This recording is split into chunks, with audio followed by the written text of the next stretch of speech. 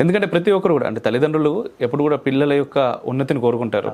ఉన్నతి అంటే వాళ్ళ ఉద్దేశంలో ఏంటి, డబ్బు ఒకటి అయితే కుటుంబం పెళ్లి కావాలి, ఆ తర్వాత మనవలు మనవరాలతో వీళ్ళు ఆడుకోవాలి. వాళ్ళకు వెలితి ఉంటే బాధపడతారు కదా. ఇప్పుడు అన్న ఉన్నాడు, అన్నకు పెళ్ళయింది, పిల్లలు ఉన్నారు. తమ్ముడు ఉన్నాడు, పెళ్ళయింది, పిల్లలయ్యిండు. ఇద్దరు అక్కలు, ఇద్దరు చెల్లెళ్ళు, 7 సంతానం. ఓకే, 6 సస్యశ్యామలంగా వాళ్ళ కళ్ళ ముందు కలకలలాడుతూ ఉంటే నేను ఒక్కడిని లేదన్న వెలితి ఎలా ఉంటుంది? పోని ఉన్నా వాళ్ళకి నేను చెప్పాను నా బాధ్యత, నా జన్మ వృత్తాంతం, పూర్వ వృత్తాంతం, మా గురువు యొక్క వాక్కు ఆజ్ఞ, నా యొక్క మూలమైనటువంటి ప్రయాణం అని చెప్పిన తర్వాత వాళ్ళకి క్లారిటీ వచ్చేసింది. ఇంకా అర్థం చేసుకున్నారు వాళ్ళు. మరి ఇప్పుడు ఒక సినిమాని చూసిన తర్వాత నీతి తెలుస్తుంది కదా. వాళ్ళకి మొత్తం సినిమానే చూపించాను, అది చెప్పాను నేను. By birth biography and past biography, future biography okay అంతా చెప్పాను.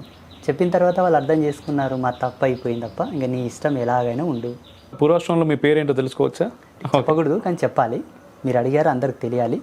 నా పుట్టినప్పుడు మా అమ్మ నాన్న తొట్లాలే ఉయ్యాల లేచినప్పుడు అంజప్ప అని పేరు పెట్టారు. ఓకే, తర్వాత స్కూల్లో ఆంజనేయులు, అక్కడ వరకు వెళ్ళేటప్పటికి ఆంజనేయులు. మా గురువు గారు కొంచెం నామధేయాన్ని మార్చి ఇది ఇచ్చారు. ఇప్పుడు